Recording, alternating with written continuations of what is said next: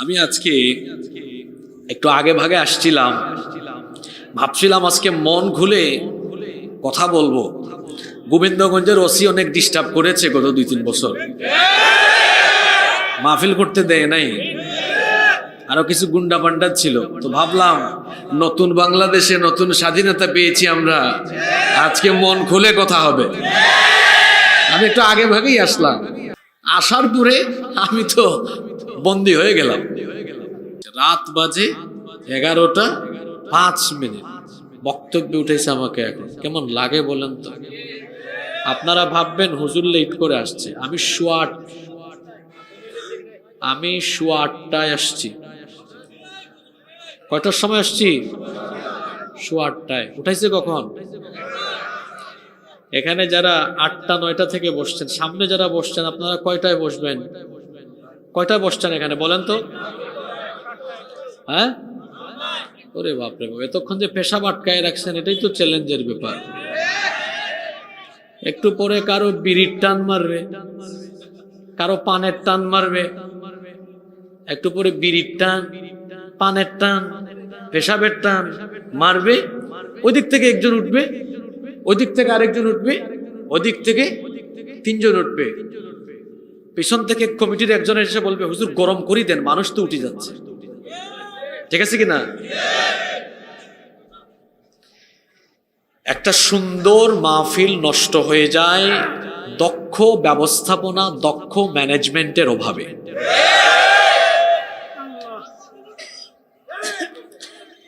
এখন আমি বলেন, আমি কি দিয়া এই মানুষগুলার পেশাব আটকাবো? এমনিতেই শীতের দিন, শরীর দিয়া কোনো পানি বেরোয় না, ঘাম বেরোয় না, এরা কি খিচ্চা বসে থাকবে এখানে? এই যে মাইকটা দিছে এমন ভাবে, তুমি তোমার স্ট্যান্ডটা কি ঘুরাই দিতে পারলা না সেট করে? কিন্তু মানুষ দেখতো, আমিও তাদেরকে দেখতাম। সাউন্ড ঠিক আছে, সাউন্ড ভালো আছে, সাউন্ড ঠিক আছে, আপনারা কথা বলি, সাউন্ড ঠিক আছে আলহামদুলিল্লাহ। যাই হোক, কথা বলিয়েন না আপনারা, আমাকে একটু শুরু করতে দেন। আপনারা সহযোগিতা করবেন তো? পেশাব যেহেতু আটকাইছেন, কষ্ট করে আরো 1 ঘন্টা আটকান। আর পানের টান, সিগারেটের টান, বিড়ির টান আসলে ওইটা 1 ঘন্টা আটকান। পারবেন? পারবেন? আমি আজকে একটু আগে ভাগে আসছিলাম, ভাবছিলাম আজকে মন খুলে কথা বলবো। গোবিন্দগঞ্জের ওসি অনেক ডিস্টার্ব করেছে গত 2-3 বছর, মাহফিল করতে দেয় নাই, আরো কিছু গুন্ডা পান্ডা ছিল। তো ভাবলাম নতুন বাংলাদেশে নতুন স্বাধীনতা পেয়েছি আমরা, আজকে মন খুলে কথা হবে।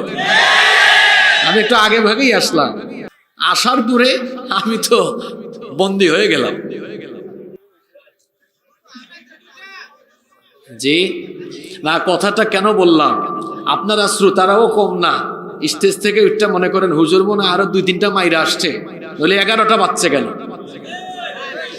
আমরা বাংলাদেশে হুজুররা এত বিপদে আছি, আমরা আস্তে হাঁটলে পাবলিক মনে করে এই হুজুর আজকে বেশি খাইছে, বেশি দ্রুত হাঁটলে বলে বুঝছি হুজুরের আজকে দাওয়াত বেশি আছে। এটাও ঠিক, আগেরটাও ঠিক। আমরা তো চিপায় পড়ে গেলাম, বললেও অসুবিধা, না বললেও অসুবিধা, খাইলেও অসুবিধা, না খাইলেও অসুবিধা, মাঝখান দিয়া লোক কিছুই জানে না কোন দিকে কি হয়ে গেল। যাই হোক, আল্লাহ আমাদের সবাইকে মাফ করে দেন, আল্লাহ সবাইকে কবুল করে নেন। বাংলাদেশের ঐতিহ্যবাহী গাইবান্ধা জেলার, গাইকে বান্ধা রাখছেন আর ছাড়বেন না, গাইবান্ধা জেলার গোবিন্দগঞ্জ উপজেলায় অবস্থিত বাগদা আল কোরআন হাফিজিয়া এতিমখানা মাদ্রাসার উদ্যোগে আয়োজিত আজকের এই ঐতিহাসিক তাফসীরুল কোরআন মাহফিলের মুহতারাম শ্রদ্ধাভাজন সভাপতি, বিশিষ্ট আলেমে দ্বীন, কাঁঠালবাড়ি মুস্তাফিয়া কামিল মাদ্রাসার হুজুর কি প্রিন্সিপাল না? হ্যাঁ, সম্মানিত প্রিন্সিপাল, অসংখ্য আলেমের উস্তাজ, আমাদের শ্রদ্ধাভাজন জনাব মাওলানা মুহাম্মদ আব্দুল ওয়াহাব, আতালাল্লাহু উমরাহু ওয়া বারাকাল্লাহু ফি হায়াতিহি, আমরা সবাই বলি আমিন। আজকের মাহফিলের সম্মানিত সহসভাপতি জনাব আলহাজ মোহাম্মদ আব্দুল মান্নান তালুকদার, আল্লাহ তাআলা ওনাকে দ্বীনের জন্য, কোরআনের জন্য কবুল করেন বলে আমিন। প্রধান অতিথি গাইবান্ধা ৪ সংসদীয় আসনের সাবেক সংসদ সদস্য জনাব মোহাম্মদ শামীম কায়সার লিংকন, খুব সুন্দর কোরআন সুন্নাহর আলোকে বক্তব্য রেখেছেন। আল্লাহ তাকে এই জাতির খেদমতের জন্য কবুল করে নেন। বিশেষ অতিথি জনাব মোহাম্মদ ইসমাইল হোসেন সওদাগর। আর পোস্টারে যা আছে সবার নাম পড়তে গেলে আরো 3 দিন লাগবে। আমি জমা করে দোয়া করছি আল্লাহ সবাইকে দ্বীনের জন্য কবুল করেন।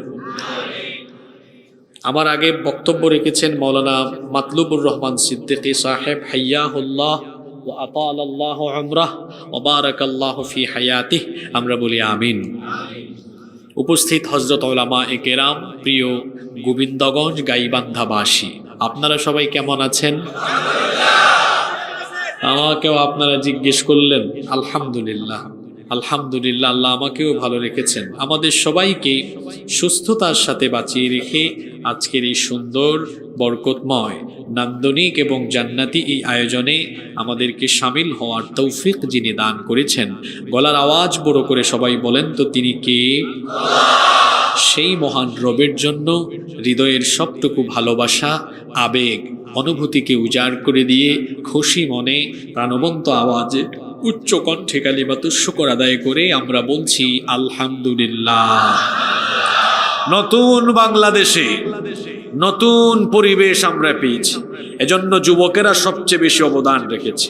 আমার দেশের যুবক তরুণ এরা ইসলামকে ভালোবাসে, দেশকে ভালোবাসে বলে দেশ বিরোধী, ইসলাম বিরোধী চক্রকে তারা এই দেশ থেকে হটিয়ে দিয়েছে।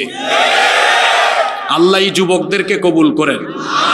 আজকের মাহফিলে যুবক আর যুবক, এই যুবকদের গণজোয়ার যদি ইসলামের পক্ষে তৈরি হয়ে যায়, এই বাংলাদেশে আরেকটি বিপ্লবের মাধ্যমে এই দেশে কোরআনের রাজ কায়েম হয়ে যাবে, তাতে কোনো সন্দেহ নয়। আল্লাহ গাইবান্ধার গোবিন্দগঞ্জের যুবকদেরকে কবুল করেন। আপনারা আমাকে সহযোগিতা করবেন তো ইনশাআল্লাহ, নাকি ওইটা দৌড় মারবেন? আমারে ফালায়া থুইয়া যাইয়েন না, আমারে সহ নিয়ে যাইয়েন। আমরা মোনাজাত করে উঠব ইনশাআল্লাহ, কারণ এই গাইবান্ধায় এটি আমার এই বছরের রাতের বেলার শেষ মাহফিল। এজন্য আমি মন খুলে কিছু কথা আজকে বলে যাব ইনশাআল্লাহ। মোনাজাত পর্যন্ত ধৈর্য ধরে বলার এবং শোনার তৌফিক আল্লাহ আমাদেরকে দেন, হেদায়েতের নিয়তে শোনার তৌফিক দেন, বলে আমিন। এই পৃথিবীতে আমাদেরকে যিনি পাঠিয়েছেন, বীর পুরুষের মতো পুরুষোচিত কণ্ঠে জবাব দিয়ে বলেন তিনি কে? সে আল্লাহ আমাদেরকে সৃষ্টি করেই তার দায়িত্ব শেষ করেননি। আমরা এই দুনিয়াতে কিভাবে চলবো, কি বলবো, কি বলবো না, কি খাবো, কি খাবো না, কোথায় যাব, কোথায় যাব না, কোনটা করব, কোনটা করব না, আল্লাহ একটা সীমারেখা নির্ধারণ করে দিয়েছেন। হালাল এবং হারামের একটা সীমারেখা আমাদেরকে নির্ধারণ করে দিয়েছেন কে? আল্লাহর দেওয়া এই সীমারেখা যারা লঙ্ঘন করে, এদের পরিচয় হলো এরা সীমা লঙ্ঘনকারী, এরা পাপী, এরা গুনাহগার, এরা গুনাহ করে। আর মানুষ যত গুনাহ করে, এই গুনাহগুলো 2 ভাগে বিভক্ত। কথা বুঝে থাকলে বলেন, মানুষ যে গুনাহগুলো করে, এই গুনাহ কয় ভাগে বিভক্ত? একটা হচ্ছে কাবাইর, কবিরা গুনাহ বা বড় গুনাহ, আরেকটা হচ্ছে সগাইর, আপনারা সগীরা বলেন আর কি, সগাইর বা সগীরা গুনাহ। তাহলে গুনাহ 2 প্রকার, কবিরা, সগীরা। কবিরা গুনাহ কি? কবিরা গুনাহ হচ্ছে এমন গুনাহ যে গুনার শাস্তি হলো জাহান্নাম, যে গুনার শাস্তি হলো জাহান্নাম। এবং কবিরা গুনাহ এমন গুনাহ যেই গুনার শাস্তি জাহান্নাম তো আছে, আবার দুনিয়াতেও এই কবিরা গুনাহের দণ্ডবিধি আছে। যেমন চুরি প্রমাণিত হলে ইসলামের বিধান হলো তার ডান হাত কেটে দাও। মদ্যপান করেছে 80টি বেত লাগাও। তারপরে জেনা করেছে, বেবিচার করেছে, অবিবাহিত হলে তাকে 100 বেত্রাঘাত করো, 1 বছরের জন্য দেশান্তরীণ করো, নির্বাসনে পাঠাও। আর বিবাহিত হলে অবস্থা খারাপ, পাথর নিক্ষেপ করে তাকে হত্যা করো। অনেকে ভাবতে পারেন হুজুর এ তো দেখি বড় বর্বর আইন, নাউজুবিল্লাহি মিন যালিক। আমার দেশের কিছু সুশীল বা চুচিল যেটা আপনারা বলেন, এরা ইসলামের আইনকে বর্বর আইন বলে, আর তাদের বানানো আইনকে তারা খুব সভ্য আইন মনে করে। অথচ তাদের বানানো আইন দিয়ে তারা দিন দিন চোর ডাকাত কমাতে পারছে না, বরং চুরি আর ডাকাতি দিন যত যাচ্ছে তত বেড়েই চলেছে।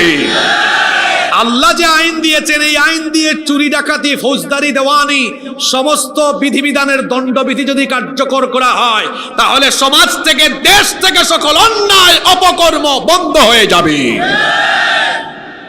তাহলে কবিরা গুনাহ, এটার শাস্তি জাহান্নাম। আবার এই কবিরা গুনাহ হলো এমন গুনাহ যেটার শাস্তি দুনিয়ায়ও আছে। আবার কবিরা গুনাহ এমন গুনাহ যে গুনাহে লিপ্ত হলে আল্লাহ তার উপরে খুব রাগ করেন।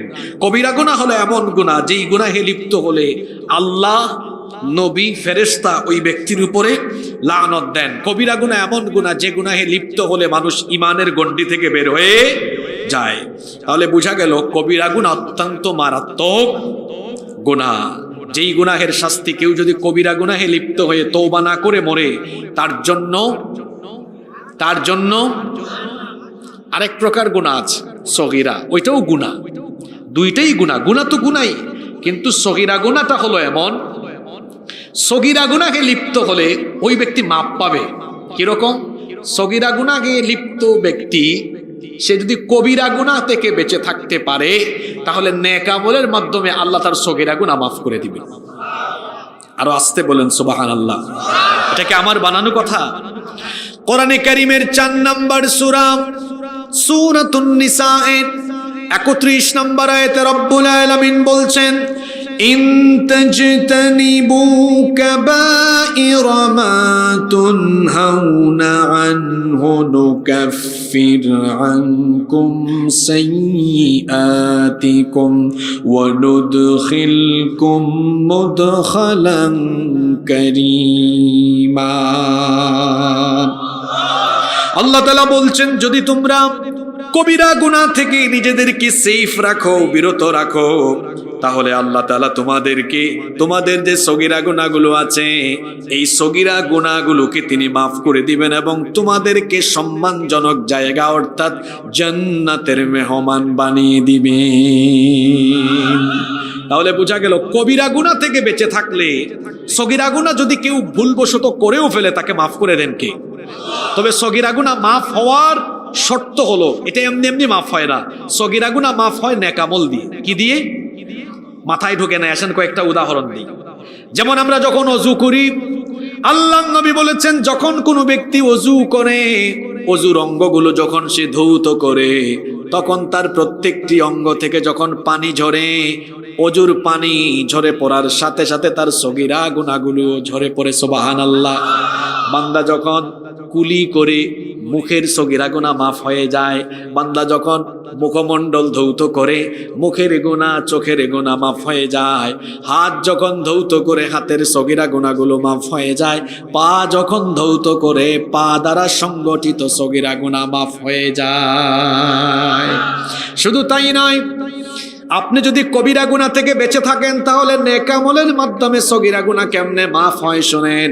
আল্লাহ নবী বলেছেন, আস-সালাওয়াতুল খামসু ওয়াল জুমআতু ইলাল জুমআতি কাফফারাতুল লিমা বাইনাহুন্না মা লাম তুকশিল কাবাইর। আল্লাহ নবী বলেছেন, যে ব্যক্তি প্রত্যেক দিন 5 ওয়াক্ত নামাজ যথাযথ আদায় করবে, এই রকম করে যদি এক জুমা থেকে নিয়ে পরবর্তী জুমা পর্যন্ত পুরো সপ্তাহ সে যদি সকল ফরজ নামাজগুলো সুন্দরভাবে আদায় করে, তাহলে এই পরবর্তী জুমা পর্যন্ত যত সগীরা গুনাহ করেছে, আল্লাহ নেক আমলের কারণে তার মাঝখানে সংগঠিত সকল সগীরা গুনাহগুলো মাফ করে দিবে। এই রকম আরো অনেক ইবাদত আছে, যেমন আশুরার রোজা, এই রকম আশুরার রোজা আছে। তারপরে ওই যে আরাফা দিবসের রোজা আছে, এগুলোর কারণে সগীরা গুনাহ মাফ করে দেন কে? এমন কি যে ব্যক্তি ঘর থেকে বের হয়ে মসজিদে যায়, প্রতিটা পদক্ষেপে পদক্ষেপে সওয়াবের পাশাপাশি তার সগীরা গুনাহগুলো যিনি মাফ করে দেন তিনি কে? আরো জুড়ে বলেন তিনি কে? আরো অনেক আমলের কথা আমি বলতে পারবো, লম্বা সময় লাগবে। যেমন নবীর উপরে যে ব্যক্তি দুরূদ পাঠ করবে, আল্লাহর নবী বলেছেন আমার উপর দুরূদ পড়লে 3টা লাভ। জুড়ে বলেন কয়টা লাভ? মান সাল্লা আলাইয়া সালাতান ওয়াহিদাতান সাল্লাল্লাহু আলাইহি 10 সালাওয়াত। যে ব্যক্তি নবীর উপরে একবার দুরূদ পড়ে আল্লাহ ওই ব্যক্তির উপরে 10 বার রহমত নাজিল করেন। সুবহানাল্লাহ। এখানে শেষ নয়, 2 নম্বরে ফজিলত হলো ওয়া হুত্তাত আনহু 10 খাতিআত। একবার যে ব্যক্তি দুরূদ পড়বে আল্লাহ তার আমলনামা থেকে 10টি সগীরা গুনাহকে মাফ করে দেন। এখানে শেষ নয়, ওয়া রুফিআত লাহু 10 দারাজাত। আল্লাহ ওই ব্যক্তির 10টি মর্যাদা বৃদ্ধি করে দেন। সুবহানাল্লাহ।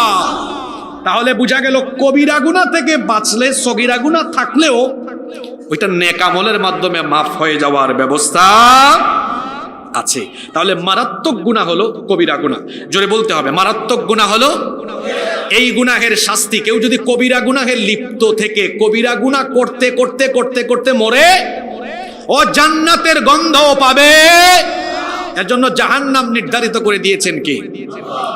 তাহলে বোঝা গেল কবিরা গুনাহ বড় মারাত্মক গুনাহ। আসেন তো কিছু কবিরা গুনাহ নিয়ে আলোচনা করে দেখি এগুলা থেকে আমরা বেঁচে আছি না এগুলার সাথে আমাদের সম্পর্ক আছে। যদি সম্পর্ক থাকে দায়িত্ব কি হবে? তওবা করে বাড়ি যাব, ওই গুনার সাথে আর কখনো লিপ্ত হব। কবিরা গুনাহের সংখ্যা অনেক। এ ব্যাপারে ইসলামী বিশেষজ্ঞদের ইখতিলাফ আছে। আমি সেখান থেকে খুব কমন 10টি কবিরা গুনার কথা বলবো, যে 10টি কবিরা গুনাহে আমাদের সমাজের অসংখ্য মানুষ লিপ্ত আছে।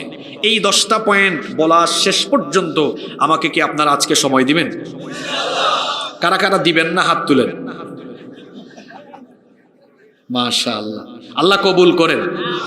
যাদের কাছে মোবাইল আছে নোট করে রেখে দিবেন। নাম্বার 1 কিন্তু শুরু হচ্ছে। 1 নাম্বার, আউয়ালান, কবিরা গুনাহের মধ্যে সবচেয়ে বড় গুনাহ হলো আকবারুল কাবাইরি আশিরকু বিল্লাহ। কবিরা গুনার মধ্যে সবচাইতে বড় গুনাহ হলো, সবাই জুড়ে বলেন, আবার বলেন, সবাই বলেন, হোয়াট ইজ শিরক? শিরক কি? আপনারা অনেকে শরিকানা বিজনেস করেন না?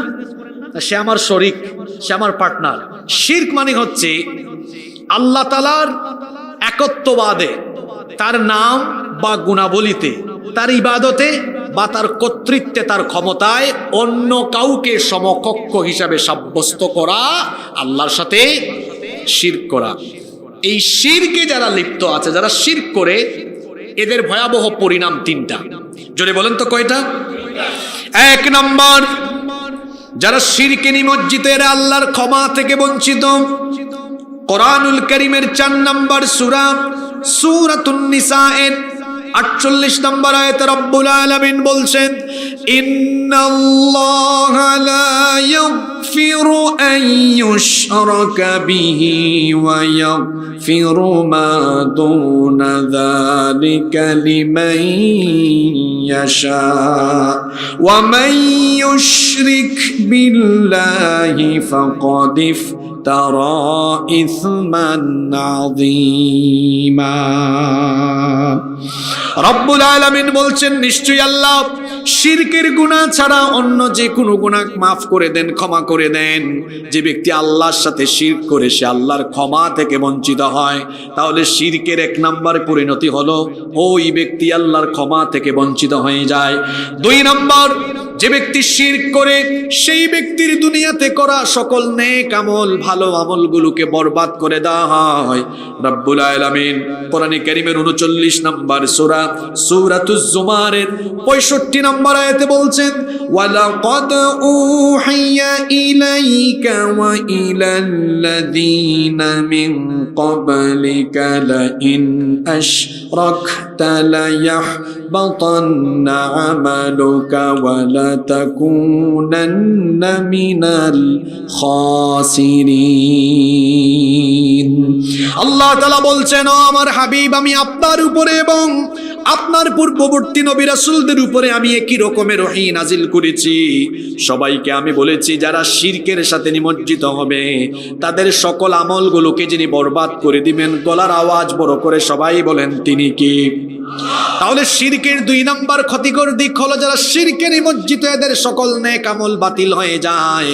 3 নাম্বার যারা শিরকে লিপ্ত হবে এদের জন্য জাহান্নামকে অবধারিত যিনি করে দিবেন তিনি কি? কোরআন কারীমের 5 নাম্বার সূরা সূরাতুল মাইদা এর 72 নাম্বার আয়াতে রব্বুল আলামিন বলছেন, ইন্নাহু মান ইউশরিক বিল্লাহি ফাকাদ হারামাল্লাহু আলাইহিল জান্নাতা ওয়া মাওয়াহুন নার ওয়া মা লিয-যালিমিনা মিন আনসার। আল্লাহ তাআলা বলছেন নিশ্চয়ই যে ব্যক্তি আল্লাহর সাথে শিরক করে আল্লাহ ওই ব্যক্তির জন্য জান্নাত হারাম করে দিয়েছেন, আর সেই ব্যক্তির জন্য জাহান্নামকে যিনি ওয়াজিব করে দিয়েছেন তিনি কে? এখান থেকে আমরা জানতে পারলাম শিরকের সাথে নিমজ্জিত হয়ে যারা 3টি ক্ষতির সম্মুখীন হয় তারা 1 নাম্বার তারা আল্লাহর ক্ষমা বঞ্চিত, 2 নাম্বার এদের সকল আমল বরবাদ হয়ে যায়, 3 নাম্বার এরা জান্নাতের গন্ধ পাবে না, এদের জন্য জাহান্নাম ওয়াজিব করে দিয়েছেন কে?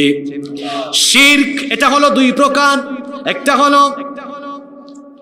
একটা হলো বড় শিরক, আরেকটা হলো ছোট শিরক। শিরক হলো 2 প্রকার, শিরকে আকবার, শিরকে আসগর।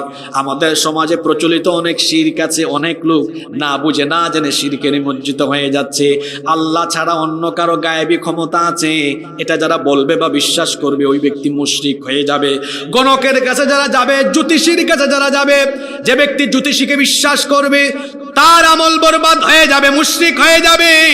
আল্লাহর নবী বলেছেন যে ব্যক্তি গণকের কাছে যায় 40 দিন পর্যন্ত তার নামাজ কবুল হয় না।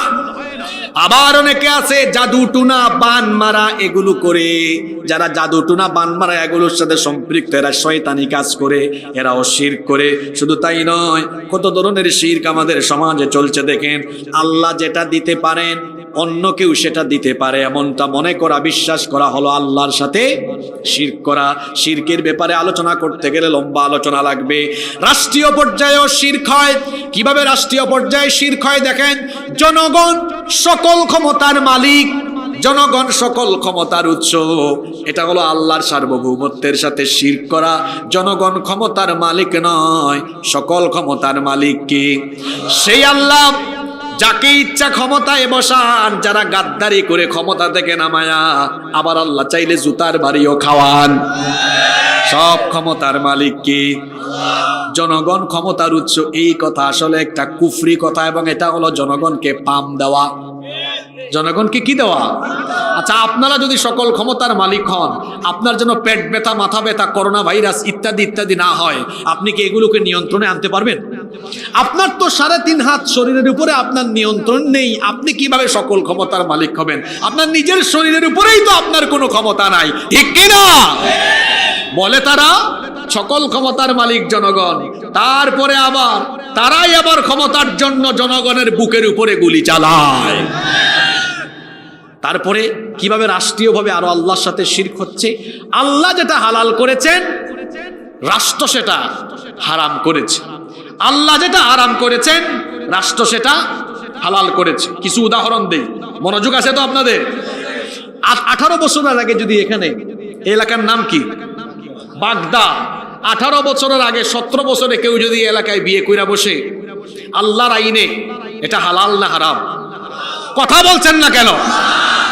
আপনাদের দেশের আইনে হ্যাঁ, যে বিয়ে পড়াবে, যে ঘটকালি করবে, বর কনে সবাইরে কিন্তু জেলখানায় ঢুকায় দেওয়া হবে। আমাদের দেশে এটার নাম দেওয়া হয়েছে কি বিবাহ, আর কোরআনে এটার নাম হলো বালেগ বিবাহ। এরা বালেগ হয় নাই? জোরে বলেন, বালেগ হয় নাই? তাহলে বালেগা হওয়ার পরে মা বাবার সম্মতিতে বিয়ে করতে পারে। আল্লাহর আইনে এটা জায়েজ আছে, হালাল আছে। আমাদের আইনে জোরে বলেন, আল্লাহ করলেন হালাল, তারা করলো। এবার আসেন, এই বাগদায় যদি টুনার সাথে টুনি, 17 বছর দুজনের বয়স, বা ছেলের বয়স 17, মেয়ের বয়স 13, 14, 15, টুনাটুনি যদি এখানে হাঁটাহাঁটি করে, দুজন গা ঘেঁষাঘেঁষি করে, হাতাহাতি মাখামাখি করে, আল্লাহর আইনে সেটা, কথা বলছেন না কেন? আল্লাহর আইনে, আপনাদের দেশের আইনে কথা বলে না। আপনাদের দেশের আইনে বলতে এটা কোনো অসুবিধা নাই, দুজন অ্যাডাল্ট যা মন চায় তাই করতে পারে। আল্লাহর আইনে হারাম, তাদের আইনে।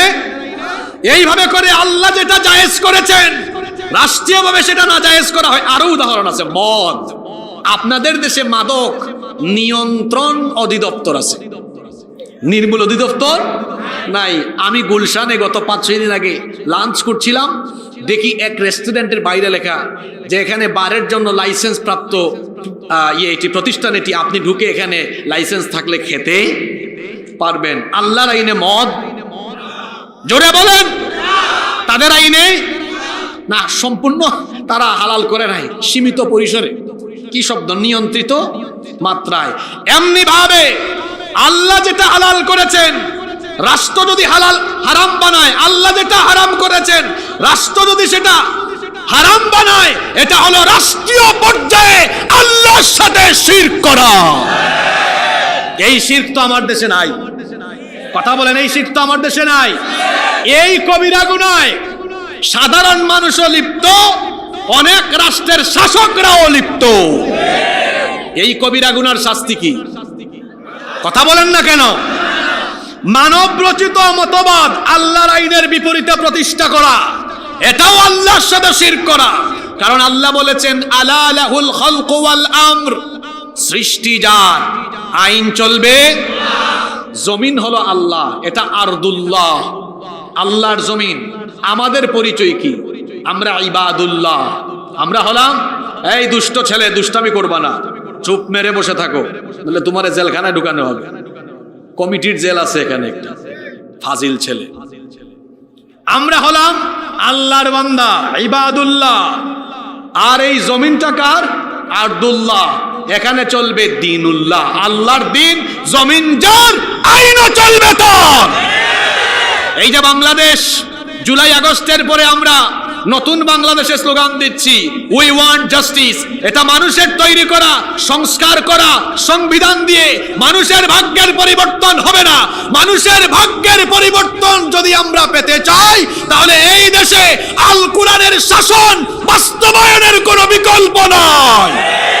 কোরআনের শাসন বাস্তবায়নে, কোরআনের রাজ কায়েমে কাজ করতে, ঐক্যবদ্ধভাবে এই আন্দোলনে কাজ করতে কারা কারা রাজি আছেন? দুহাত তুলে আল্লাহরে দেখান।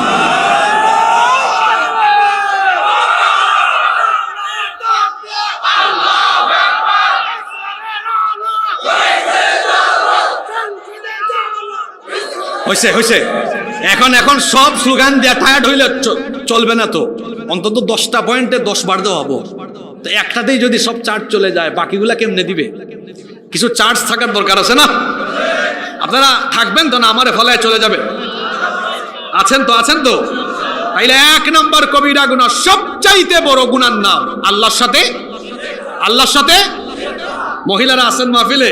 হ্যাঁ, মহিলারা কিন্তু জাদু টুনা, বান মারা, গণকের কাছে যাওয়া, জ্যোতিষীর কাছে যাওয়া, এগুলো করে খবরদার, কোনোভাবেই আল্লাহর সাথে শরীক করা যাবে। এরপরে 2 নম্বর কবিরা গুনাহ, পিতা মাতার সাথে নাফরমানি করা, মা বাবার সাথে বেয়াদবি করা।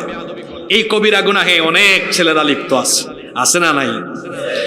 আল্লাহর ইবাদতের পরে, আল্লাহর আনুগত্যের পরে মানুষের জন্য পিতা মাতার আনুগত্য করা ফরজ। কোরআনে কারীমের 17 নম্বর সূরা বনি ইসরাঈলের 23 নম্বর আয়াত থেকে আল্লাহ বলছেন, ওয়া ক্বাদা রাব্বুকা আল্লা তা'বুদু ইল্লা ইয়্যাহু ওয়া বিল ওয়ালিদাইনি ইহসানা। তোমাদের রবের পক্ষ থেকে ফয়সালা হয়েছে তোমরা আল্লাহ ছাড়া কারো ইবাদত করবে না, আর আল্লাহর ইবাদতের পরে তোমরা তোমাদের পিতামাতার সাথে ইহসান করবে, সদাচরণ করবে, সুন্দর আচরণ করবে, উত্তম ব্যবহার করবে। ইম্মা ইয়াবলুগান্না عندك الكبر أحدهما أو كلاهما فلا تقل لهما أف ولا تنهرهما وقل لهما قولا كريما তোমাদের মা বাবা দুইজন অথবা তাদের কোনো একজন যদি বার্ধক্য বয়সে চলে যায়, বুড়া হয়ে গেলে অনেক কথাই তোমাকে বলতে পারে, কিন্তু তুমি কখনো বিরক্ত হয়ে ফালা তাকুল লাহুমা উফ উফ উফ শব্দ পর্যন্ত বিরক্ত হয়ে বলো না। কত ডেঞ্জারাস কথা। কলিজার টুকরা যুবক তরুণ ছাত্র ভাইয়ারা, আপনাদের পায়ে ধরে বলে যাই, খবরদার, নামাজ, রোজা, জীবনের সকল ভালো কাজ এক মুহূর্তেই বালুর মতো শেষ হয়ে যাবে, উড়ে যাবে, যদি একবার শুধু মা বাবার উপর বিরক্ত হয়ে বলেন উফ। সব আমল বরবাদ করে দিবেন কে? আরো জোরে বলেন কে? খবরদার, সাবধান, সতর্ক হন। মা বাবাকে যদি বিরক্ত হয়ে একবার খালি মুখের ভেতর থেকে উফ বের করতে পারেন, জান্নাতের গন্ধও আর পাবেন না। পিতামাতা বড় সেনসিটিভ জায়গা। যে সন্তান মা বাবার উপরে বিরক্ত হয়ে একবার শুধু বলবে উফ, শেষ, জান্নাত শেষ, তার ইসলামী আন্দোলন, তার জিহাদ, তার সবকিছু শেষ, তার জন্য জাহান্নাম অবধারিত করে দিবেন কে?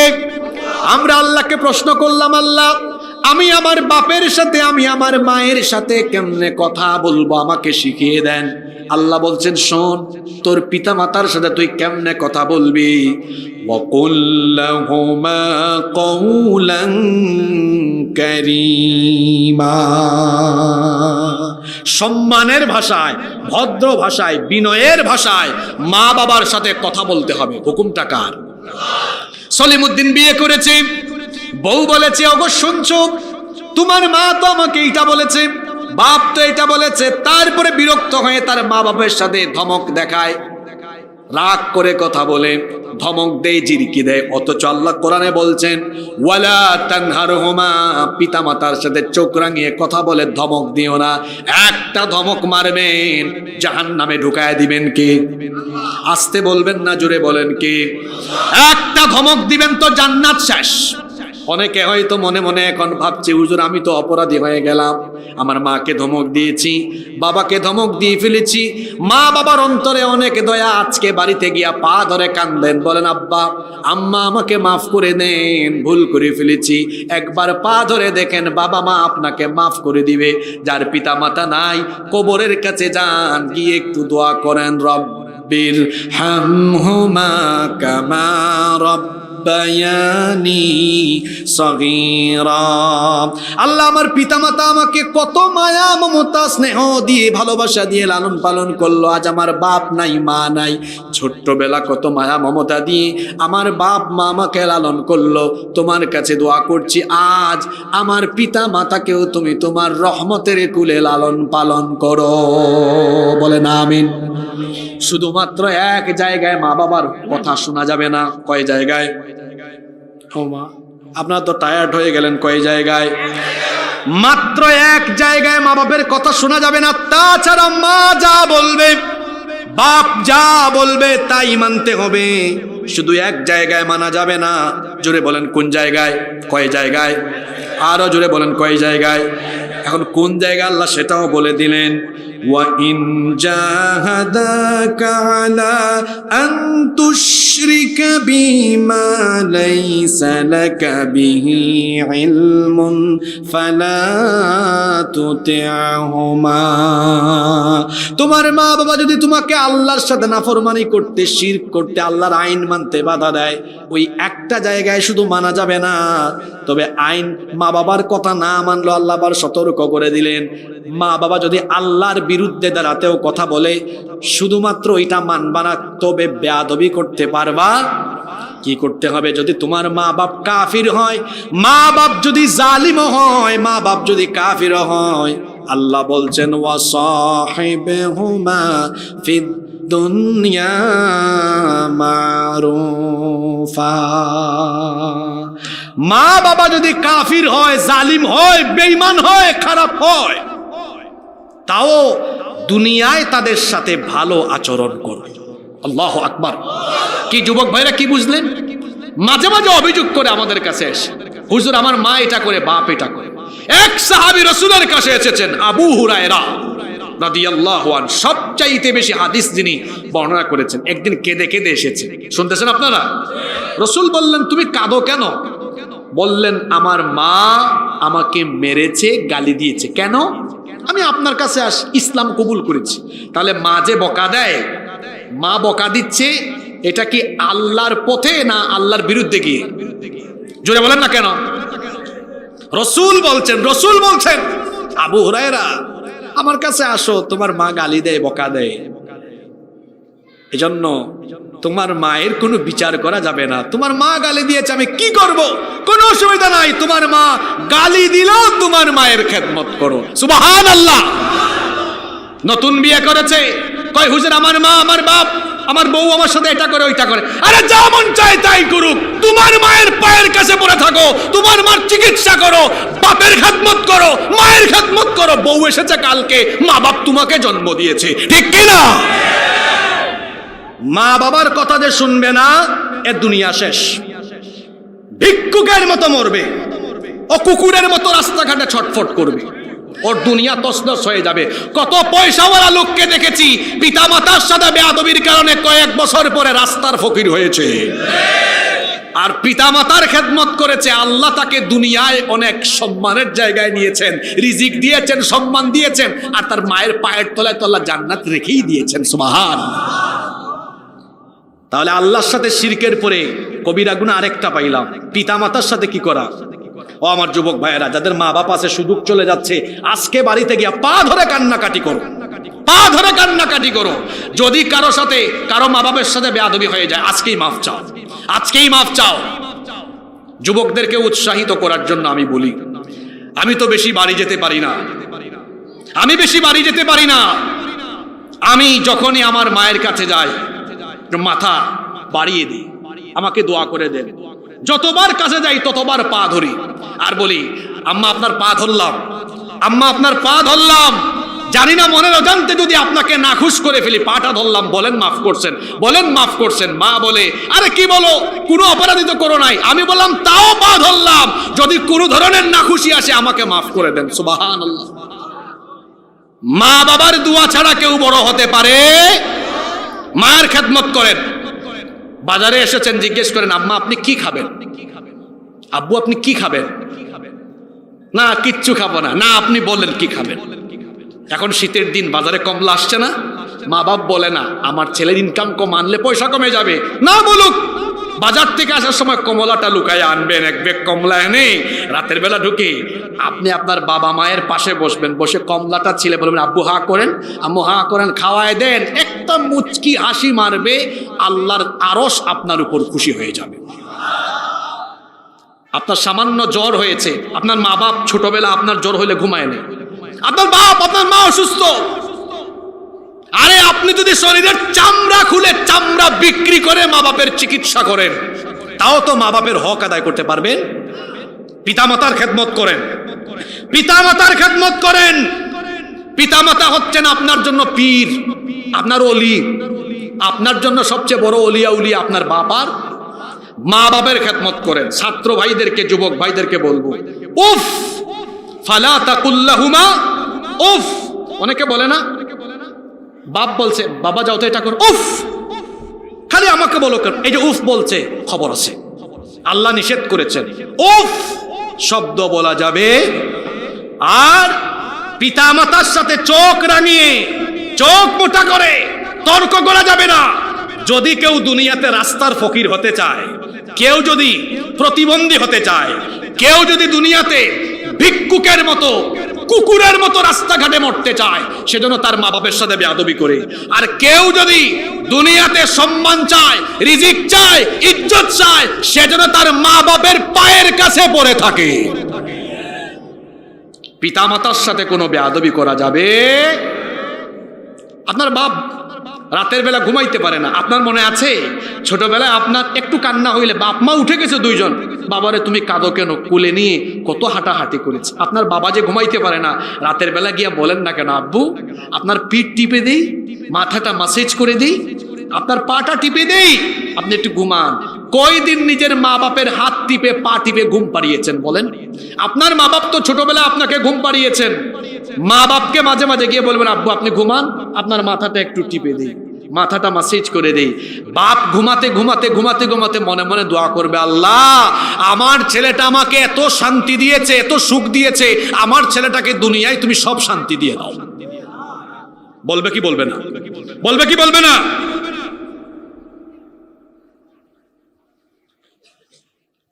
সেদিন একজন এক গল্প শোনালেন, গল্পটা বলবো। তার বাপের খুব স্বপ্ন ছিল আল্লাহর ঘর দেখবে, না জানাইয়া অনেক কষ্ট করে পয়সা জমায়া আল্লাহর ঘরে পাঠিয়েছে। বাপ ওখানে ওমরা করেই ফোন দিয়ে বলেছে, তুমি তো আমাকে কি দেখাইছো, আমার কলিজা ঠান্ডা করে দিয়েছো, আল্লাহ তোমার কলিজাও ঠান্ডা করে দিক। আল্লাহু আকবার, আল্লাহু আকবার।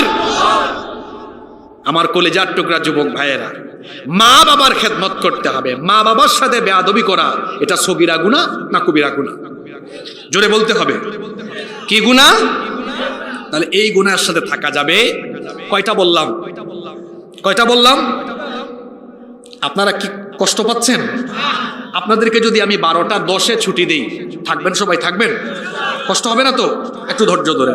নাম্বার 3 নাম্বার, ফরজ নামাজ তরক করা, ফরজ নামাজ ছেড়ে দেওয়া, এটাও অন্যতম একটি কবিরা গুনাহ।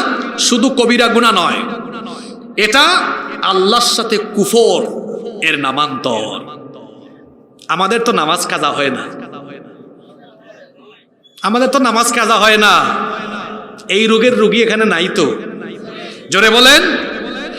রব্বুল আলামিন সূরাতুল মারইয়ামের 59 নম্বর আয়াতে কি বলছেন শুনেন, ফাখালাফা মিন বাদিহিম খালফুন আদাউস সালাতা ওয়াত্তাবাউশ শাহাওয়াতি ফাসাউফা ইয়ালকাউনা গায়্যান ইল্লা মান তাবা ওয়া আমানা ওয়া আমিলা সালিহান ফাউলাইকা ইয়াদখুলুনাল জান্নাতা ওয়া লা ইউযলামুনা শাইআ। রব্বুল আলামিন বলছেন, নবী এবং হিদায়াত প্রাপ্তদের পরে এমন একটি অপদার্থ বংশধর এসেছে শেষ জামানায়, এমন কিছু মানুষ থাকবে যারা তাদের নামাজকে বিনষ্ট করবে, প্রবৃত্তির পূজারী হবে, মন যা চায় তাই করবে, নফসের গুলাম হবে, আল্লাহর গুলাম হবে না। মন চাইবে একটু ফজরের টাইমে ঘুমাই, আল্লাহ চান নামাজে আসো, আর বান্দার মন চাই ঘুমায়া থাকি।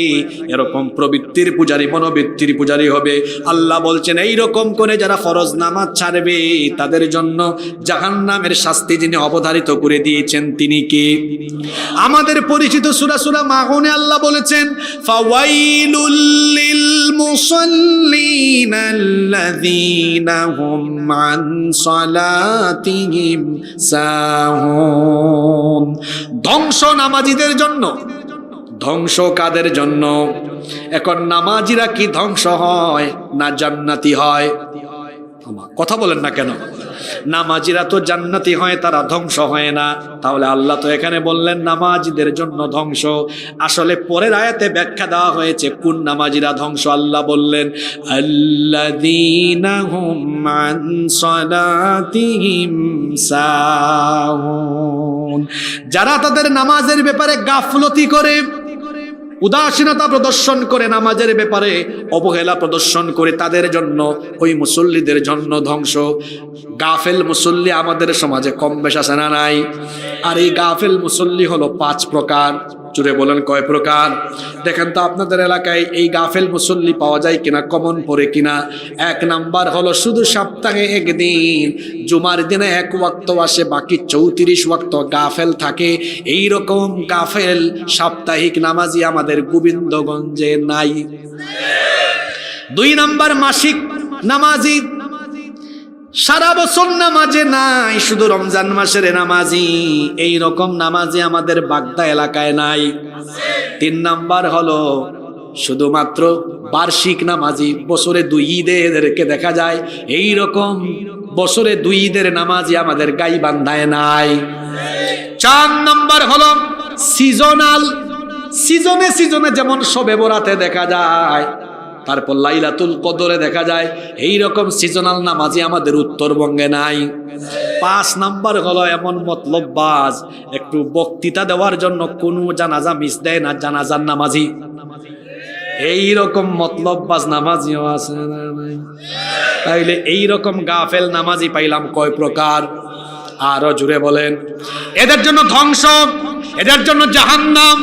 আল্লাহকে জিজ্ঞেস করলাম, আল্লাহ তাহলে কোন নামাজিদের জন্য জান্নাত? আল্লাহ বললেন, ওয়াল্লাযীনা হুম আলা সালাওয়াতিহিম ইউহাফিযুন। সূরা মুমিনুনে আল্লাহ বললেন, যারা সব নামাজ অর্থাৎ 5 ওয়াক্ত নামাজ যথাযথ সময়ে আদায় করে, তাদের জন্য আমি আল্লাহ জান্নাতুল ফেরদাউস রেখে দিয়েছি। আমরা জান্নাত চাই কি চাই না? এখানে যদি কোনো একটা বিল্ডিং থাকে, এই বিল্ডিং এ যদি আমরা ঢুকতে চাই, বিল্ডিং এ যদি তালা দেওয়া থাকে, বিল্ডিং এ ঢোকার জন্য কি লাগবে? আরো জোরে বলেন, কি লাগবে? আপনারা জান্নাতে যেতে চান, জান্নাতকে আল্লাহ উদ্বোধন করে দিয়েছেন না বন্ধ আছে? জোরে বলেন। আপনারা জান্নাতে যেতে চান, আল্লাহও জান্নাত দিতে চান। এজন্য আল্লাহ ডেইলি 1 বার না 2 বার না, আপনাকে 5 বার আল্লাহ ডাকেন, বান্দারে আয় আয় নামাজে এসে আমার কাছে হাজিরা দে, আর আমার কাছ থেকে তোর জন্য বানানো জান্নাতের চাবিটা নিয়ে নে। জান্নাতের চাবি চান? কারা কারা চান না হাত তুলেন। মাশাআল্লাহ, সবাই চান তো? কারা কারা চান দেখি তো? জান্নাতের চাবি চাইলে 5 বার কোথায় যাওয়া লাগবে? জোরে বলেন, যাবেন তো? ওয়াদা ওয়াদা ওয়াদা, আল্লাহ কবুল করেন। তাহলে আরেকটা কবিরা গুনাহ পাইলাম, সেটা কি? ফরজ নামাজ ছেড়ে দেওয়া। কষ্ট হচ্ছে আপনাদের? নাম্বার 4। 4 নাম্বার, অন্যায় ভাবে কাউকে হত্যা করা। এটাও হলো কবিরা। আমার দেশে অন্যায় ভাবে কাউকে হত্যা করা হয় না। জি, গত 15 বছর এগুলা খুব বেশি দেখেছি আমরা। এই কোরআনের ময়দানে, যিনি কোরআনের ময়দানটাকে অলংকৃত করেছেন, সাজিয়েছেন, মানুষের হৃদয়ের স্পন্দন, কোরআনের পাখি আল্লামা দেলোয়ার হোসেন সাঈদী এই নিরপরাধ মানুষকে যুদ্ধাপরাধের মিথ্যা অভিযোগে তারা নাটক সাজিয়ে মানবতা বিরোধী অপরাধ মঞ্চস্থ করে অন্যায়ভাবে তাকে ফাঁসির রায় দিয়ে, তাকে তারা ফাঁসি না দিয়ে জনগণের রুষের মুখে পড়ে কারান্তরীণ করেছে। তারপরে জেলে রেখে এই নিরপরাধ মানুষকে তারা চিকিৎসার নামে হত্যা করে ফেলেছে। এই বাংলাদেশে যদি 50 বছর পরেও আপনার বাপের বিচার হয়, মনে রাখবেন আল্লামা সাঈদীর হত্যার বিচারও বাংলাদেশের 18 কোটি মানুষ করেই ছাড়বে।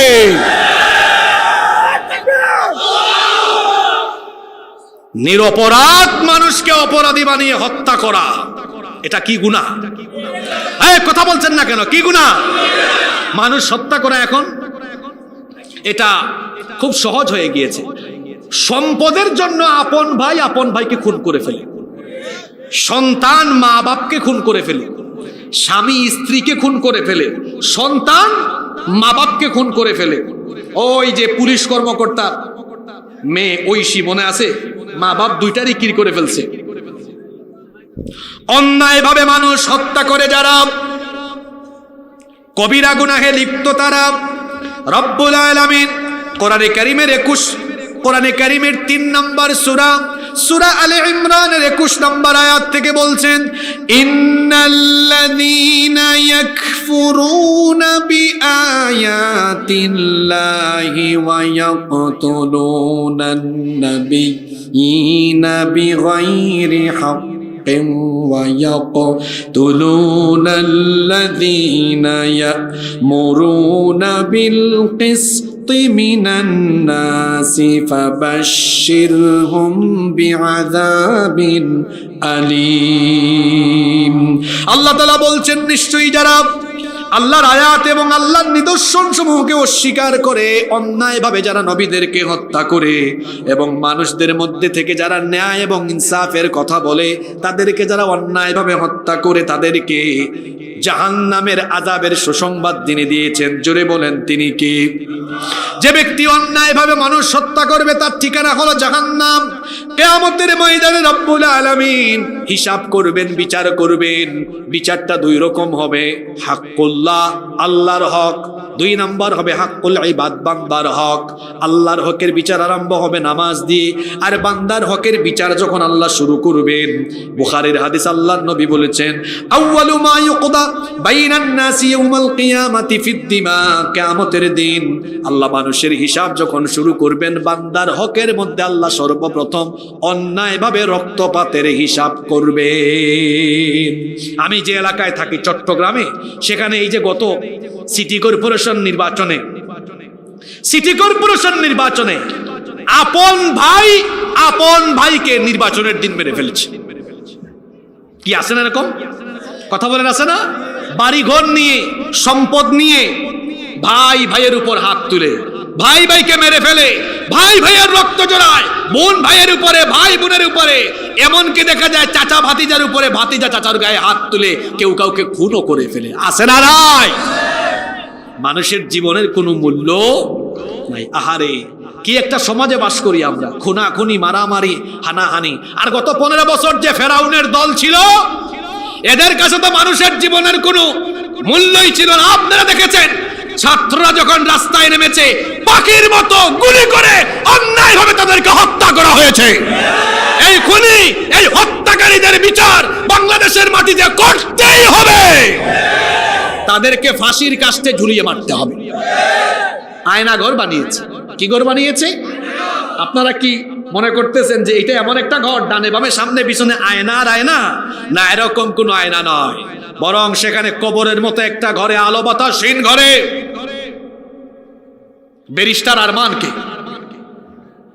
জেনারেল আজমিকে, ইলিয়াস আলীকে, ইসলামী আন্দোলনের শীর্ষ নেতৃবৃন্দকে, আলেম উলামাকে রেখে যারা নির্যাতন করে দেশ থেকে পালিয়েছে, সরকারকে আমরা বলবো ইন্টারপোলের মাধ্যমে বাংলাদেশে ফিরিয়ে এনে সবগুলোকে দৃষ্টান্তমূলক শাস্তি দিতে হবে।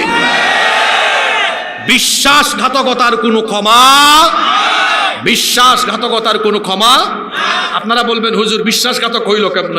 যারা দেশের স্বাধীনতা ভিনদেশি প্রভুদের কাছে সুপর্দ করে দেয়, তারা কখনো দেশপ্রেমিক হতে পারে না। এরা গাদ্দার, এরা মুনাফিক, এরা বিশ্বাসঘাতক। এদের কোনো ক্ষমা হতে পারে? লাখেন স্লোগান এক লোকে মেরে দিয়ে। তাহলে 4 নাম্বার কবিরা গুনাহ, অন্যায়ভাবে মানুষ হত্যা। কষ্ট হচ্ছে নাকি আপনাদের? 5 নাম্বার, এটা তো কমন রোগ, এই রোগের রোগী অনেকে আছে। 5 নাম্বার কবিরা গুনাহ, জিনা, ব্যভিচার, পরকীয়ায় লিপ্ত হওয়া। এগুলো তো আমাদের গাইবান্ধায় নাই গো। জি, রব্বুল আলামিন বলছেন, ওয়ালা ইয়াজনুনা ওয়া মান ইয়াফআল যালিকা ইয়ালকা আসামা। আল্লাহ তাআলা বলছেন, খবরদার জিনা করো না। যে ব্যক্তি এরকম করবে সেই ব্যক্তি কঠিন শাস্তির সম্মুখীন হবে।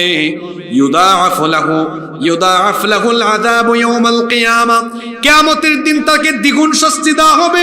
ওয়া ইয়াখলুদু ফীহি মুহানা,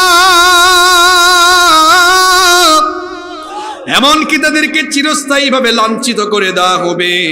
কোরআনে কারীমের 17 নম্বর সূরা বনী ইসরাঈলের 32 নম্বর আয়াতে আল্লাহ তাআলা বললেন, ওয়ালা তাকরাবুজ জিনা ইন্নাহু কানা ফাহিশাতান ওয়া সাআ সাবিলা। খবরদার জিনার নিকটবর্তী হয় না, কারণ তা অশ্লীল এবং নিকৃষ্ট আচরণ। জিনায় আজকে জিনার সাগরে যুবকদেরকে ডুবিয়ে দেওয়ার জন্য এই সমাজের শয়তানগুলো চেষ্টা করছে। দাজ্জালের অনুসারীরা, দাজ্জালের জন্ম কিন্তু হয়ে গিয়েছে, দাজ্জালের আত্মপ্রকাশ বাকি। আল্লাহর নবী বলেছেন দাজ্জাল আত্মপ্রকাশের আগে দাজ্জাল তার অনুসারীদের মাধ্যমে পর্দার আড়াল থেকে দাজ্জাল ফিতনা চালাবে। এখন দাজ্জালীয় ফিতনা চলছে, বিশেষ করে আমার যুবক ভাইদেরকে জিনা ব্যভিচারের সাগরে ডুবিয়ে দেওয়ার জন্য চরিত্র বিধ্বংসী বহু উপাদান এখন আছে না নাই? যুবকদেরকে জিনার সাগরে ডুবিয়ে দেওয়ার জন্য এত কিছুর দরকার নাই, শুধু এই জিনিসটা হইলেই হইছে। আরো জোরে বলেন, এটা হইলেই হইছে। এজন্য আল্লাহর নবী যুবকদেরকে সাবধান করেছেন। আল্লাহর নবী বলেছেন, ইয়া শাবাব, হে যুবক, ইহফাদু ফুরুজাকুম, তোমাদের লজ্জাস্থানের হেফাজত করো, লা তাজনু, জিনা করো না।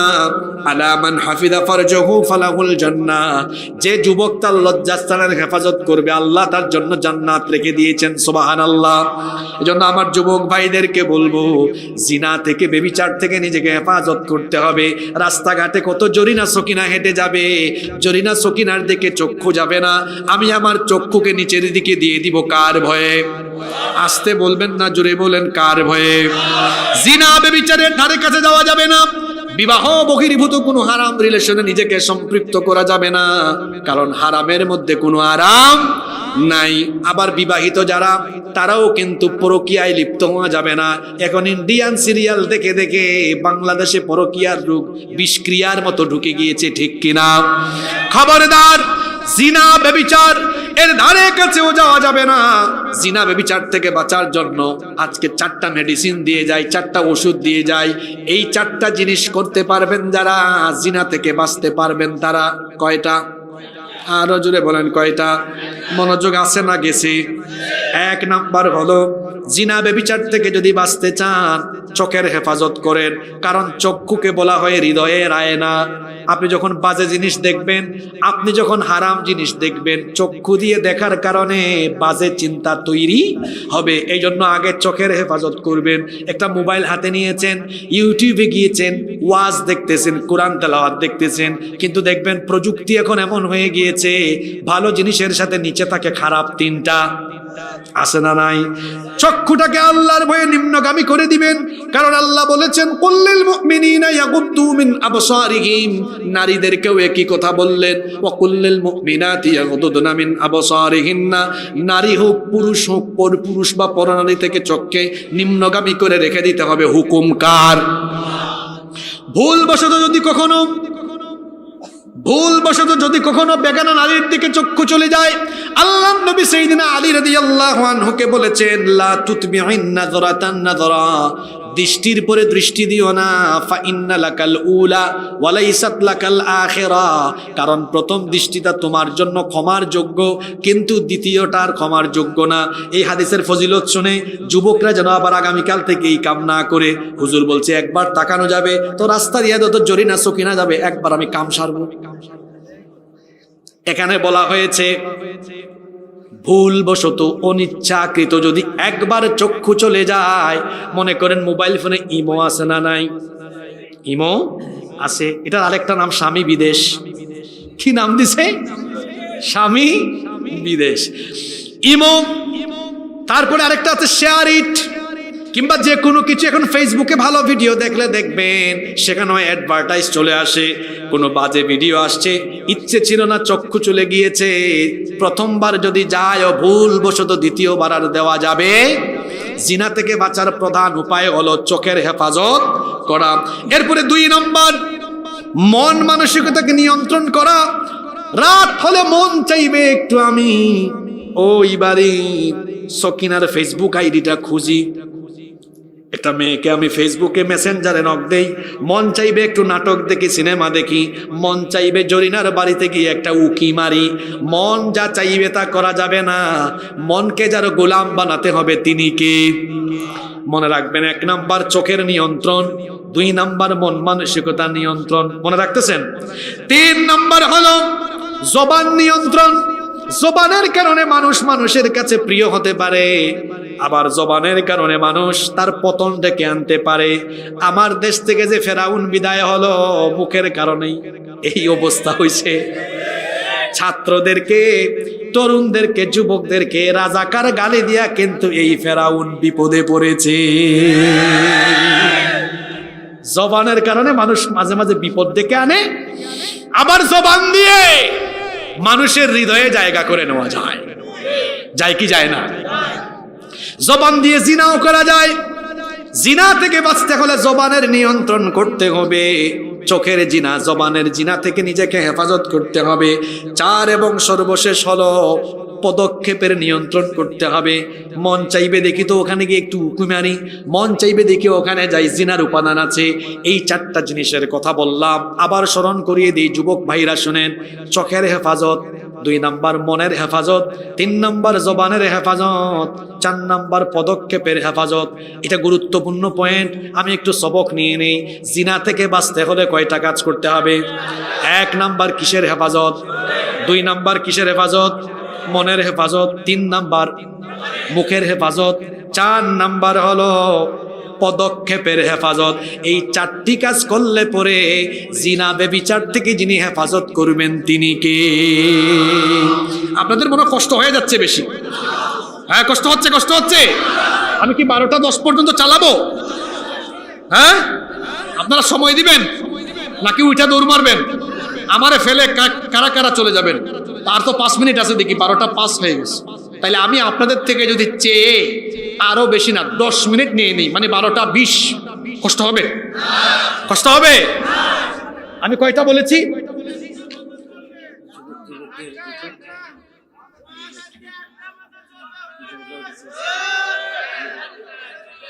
হ্যাঁ, আজকে আটকাই রেখে দিছেন না? আটকাই দিছেন, বুঝেন নাই কি আটকাইছেন? ঠিক আছে, বসেন মুহতামিম সাহেব, বসেন, অসুবিধা নেই। আমি নোটিশ দেখেছি। আমরা সবাই মুনাজাত করে বাড়ি যাব ইনশাআল্লাহ। কারণ এটা বাংলাদেশের আলেম ওলামারা জানে, এই গোবিন্দগঞ্জ, এই গাইবান্ধার মাটি ইসলাম আর ইসলামী আন্দোলনের ঘাঁটি। এই জনপদের মানুষ কোরআনকে ভালোবাসে, ঠিক কিনা? কয়টা বললাম? 6 নাম্বার মাদক সেবন। এখন এটা যুবক তরুণদেরকে ধ্বংস করার জন্য এই জিনিসটা এখন সব জায়গায় ছড়িয়ে দেওয়া হয়েছে, ঠিক কিনা? জোরে বলেন, ঠিক কিনা? মাদক এটি হচ্ছে শয়তানের একটি অন্যতম উপাদান। মানুষকে শয়তান কুপথে নেওয়ার জন্য, জাহান্নামের পথে নেওয়ার জন্য সে যতগুলো উপাদানকে তার হাতিয়ার হিসাবে ব্যবহার করেছে, তার মধ্যে একটা অন্যতম উপাদানের নাম হলো মাদক। যেমন আল্লাহ তাআলা কোরআনে কারীমের 5 নম্বর সূরা সূরাতুল মাইদা এর 90 নম্বর আয়াত থেকে বলছেন, ইয়া আইয়ুহাল্লাযীনা আমানু ইন্নামাল খামরু ওয়াল মাইসিরু ওয়াল الأنصاب والأزلام رجس من عمل الشيطان فاجتنبوه لعلكم তুফলিহুন। আল্লাহ তাআলা বলছেন, হে ঈমানদারেরা, ইন্নামাল খামরু ওয়াল মাইসিরু ওয়াল আনসাবু ওয়াল আজলামু, নিশ্চয়ই মাদক, জুয়া, ভাস্কর্য প্রতিমা, ভাগ্য নির্ণায়ক তীর, রিজসুম মিন আমালিশ শাইতান, এগুলো হলো শয়তানের কাজ। এগুলো দিয়ে শয়তান কি করতে চায় শোনো। ইন্নামা ইউরিদুশ শাইতানু আন ইউকিআ বাইনাকুমুল আদাওয়াতা ওয়াল বাগদাআ ফিল খামরি ওয়াল মাইসিরি ওয়া ইয়াসুদ্দাকুম আন যিকরিল্লাহি ওয়া আনিস সালাহ ফাহাল আনতুম মুনতাহুন। আল্লাহ তাআলা বলছেন, নিশ্চয়ই শয়তান চায় এই মাদক এবং জুয়ার মাধ্যমে তোমাদের মধ্যে পারস্পরিক বিদ্বেষ, বিশৃঙ্খলা, ক্লেশ বাড়াতে চায়। আল্লাহর এই আয়াতের বাস্তবতা কতটুকু আছে দেখেন, কত বাস্তবসম্মত কথা। দেখবেন মাদকের সাথে নিয়ন্ত্রিত লোকেরা সমাজের সবচাইতে উশৃঙ্খল হয়। মাদকের সাথে যারা সম্পৃক্ত থাকে দেখবেন এরাই বউ নিপীড়ন করে, বউ নির্যাতন করে।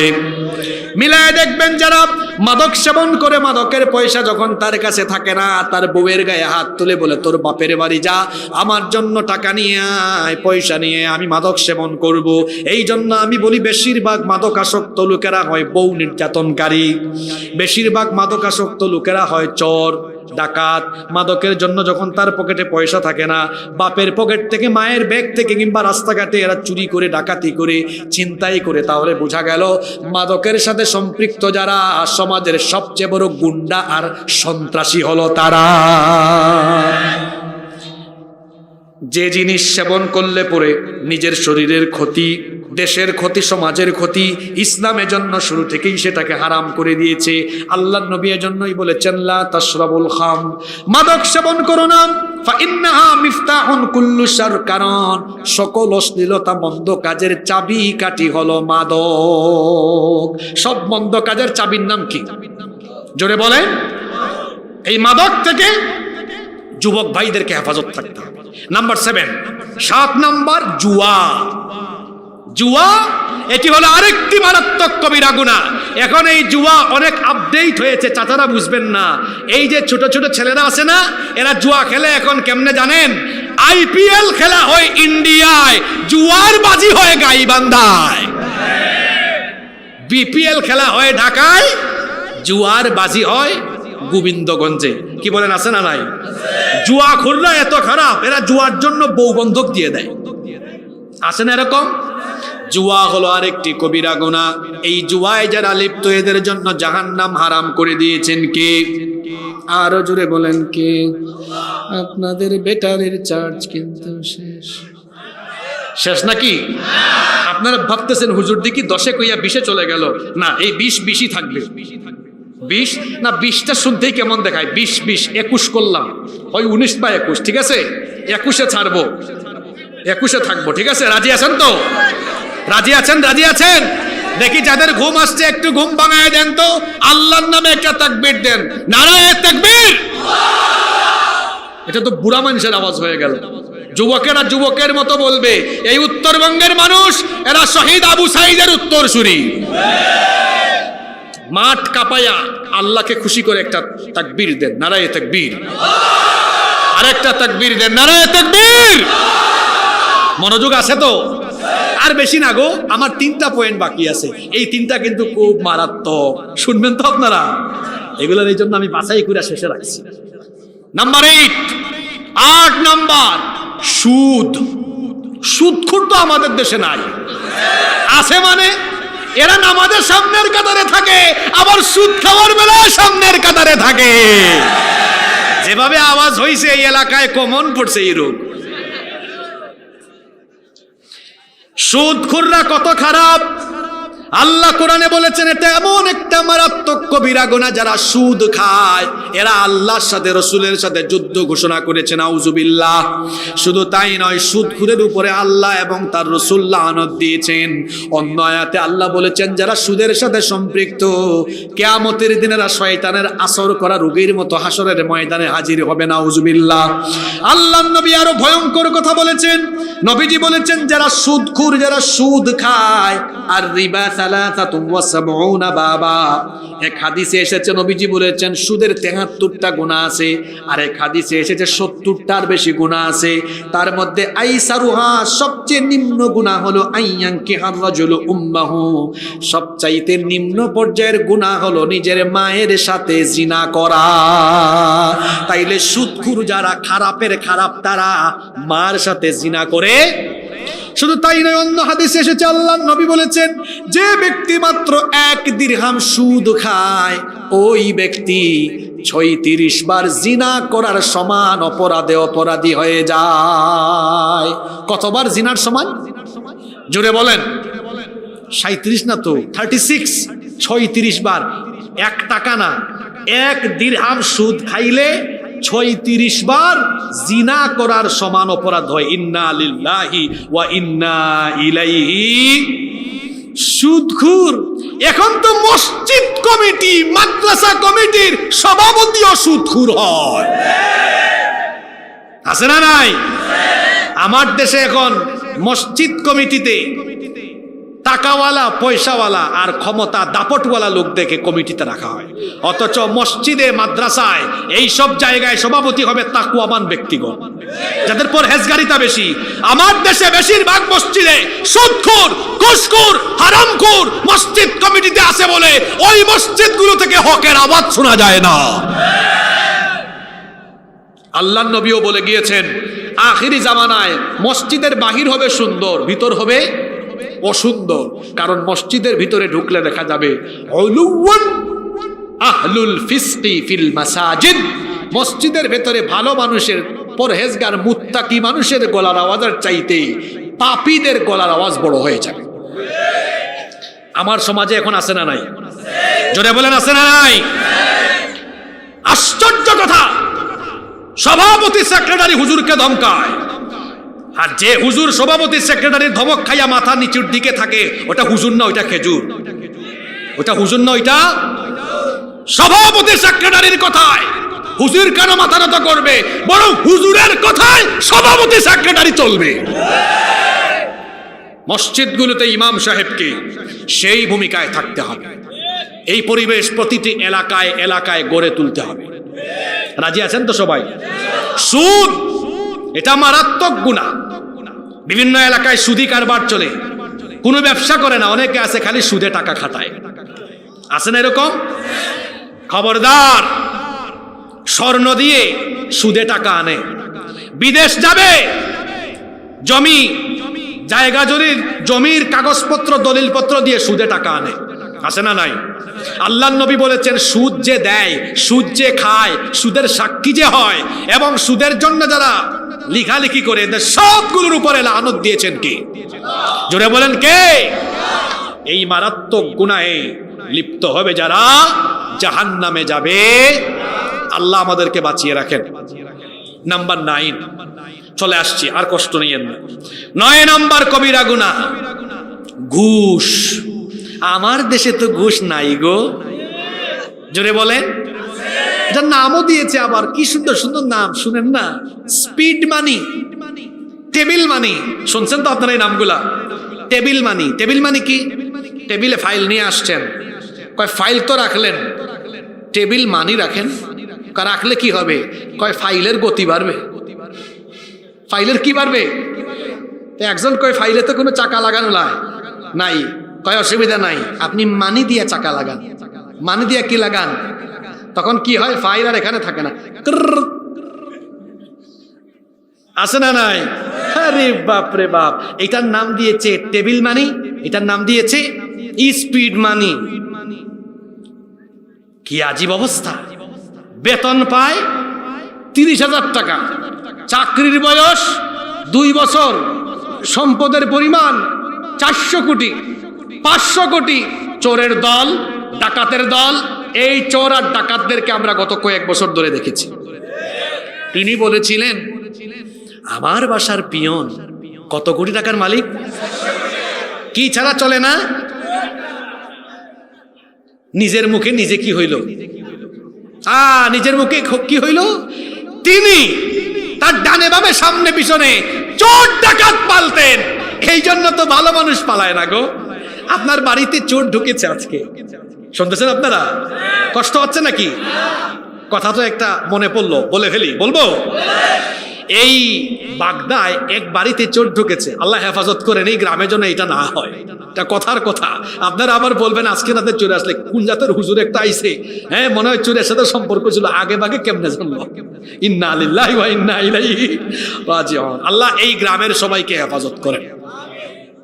আপনার বাড়িতে চোর ঢুকেছে, গৃহস্থ, আপনারা কি গৃহস্থ বলেন নাকি? তো গৃহস্থ বা বাড়িওয়ালা টের পাইছে, টের পাইয়া বলছে চোর। পাশের বাড়ির মানুষ ছিল ঘুমে, জেগে উঠছে, চোর। এর পাশের বাড়ির আরেকজন কয় চোর। যাইতে যাইতে আওয়াজ গেছে মুয়াজ্জিন সাহেবের কানে। মুয়াজ্জিন সাহেব উইটটা মাইক লাগাই দিছে, বাগদায় চোর ঢুকেছে, সবাই বের হন। লাঠি সুটা নিয়ে সবাই বের হয়েছে। এইটা দেখার পরে চোর আর ডাকাত কি বলবে? আসেন আসেন, আমারে ধরেন, নাকি চোর জানা মাত্র পালাবে? জোরে বলেন। গত 15 বছর ধরে আলেম ওলামারা বুঝাচ্ছেন, এই দেশের সব সম্পদ চোরের দল চুরি করে ফেলতেছে উন্নয়নের নাম দিয়ে। ভারতের কাছে স্বাধীনতা সার্বভৌমত্বকে বন্ধক দেওয়া হয়েছে। এটা বুঝতে মানুষের দেরি হয়েছে। যেভাবে মুয়াজ্জিনের কানে যেতে যেতে ওই একজন থেকে আরেকজন যাইতে যাইতে 2024-এর আগস্টে গিয়ে বাংলাদেশের সব মানুষ যখন চোর ডাকাতদের বিরুদ্ধে গর্জে উঠল, চোর ডাকাতের দল তখন জামাতের সাথে বাংলাদেশ থেকে পালিয়ে গেল। ভালো মানুষ পালায় না গো। কে পালায়? জোরে বলেন, কে পালায়? কে পালায়? এই বাংলাদেশে অনেক মানুষের উপরে 15 বছর জুলুম নির্যাতন হয়েছে। 15 বছরে দেশ ছাড়ে নাই। 15 বছর সবাই দেশে ছিল, জেল খেটেছে, জুলুম নির্যাতন সহ্য করেছে। কিন্তু আশ্চর্য, আপনারা 5 তারিখের পরে 15 ঘন্টাও দেশে থাকতে পারলেন। আপনি কি রাগ করলেন নাকি? এই গোবিন্দগঞ্জের আগের ওসি আছে নাকি? হ্যাঁ, এটাও পালাইছে নাকি? এই পলাশবাড়ি গাইবান্ধায় মাহফিল হতে গেলে কত কন্ডিশন তারা আরোপ করে দিত। আজ তারা কোথায়? যারা কোরআনের মাহফিল বন্ধ করেছে, আল্লাহ তাআলা তাদের স্বাধীনতা সার্বভৌমত্বকে বন্ধ করে দিয়েছে। কার শাস্তি? কার শাস্তি? খবরদার, ঘুষের সাথে সম্পর্ক রাখা যাবে। আল্লাহর নবী বলেছেন ঘুষ একটা মারাত্মক অপরাধ। লাআনা রাসূলুল্লাহ সাল্লাল্লাহু আলাইহি ওয়াসাল্লাম আর-রাশি ওয়াল মুরতাশি। যারা ঘুষ দেয় এবং ঘুষ নেয় উভয়ের উপরে লানত করেছেন মুহাম্মদ। আমরা বলি সাল্লাল্লাহু। আবার ঘুষখোরের আরেকটা পরিচয় হলো এরা হলো জালিম, কারণ এরা ঘুষ খেয়ে মানুষের উপর অর্থনৈতিক চাপ, মানসিক চাপ ক্রিয়েট করে। এই জন্য ঘুষখোরের আরেকটা পরিচয় হলো জালিম। আর যারা হারাম খায়, ঘুষ খায়, এরা তো হারামখোর। আল্লাহর নবী বলেছেন লা ইয়াদখুলুল জান্নাতা জাসাদুন গুযিয়া বিল হারাম। যারা হারাম খেয়ে হারাম শরীর গঠন করে, এই হারাম শরীর কখনো আল্লাহর জান্নাতে যেতে পারবে না।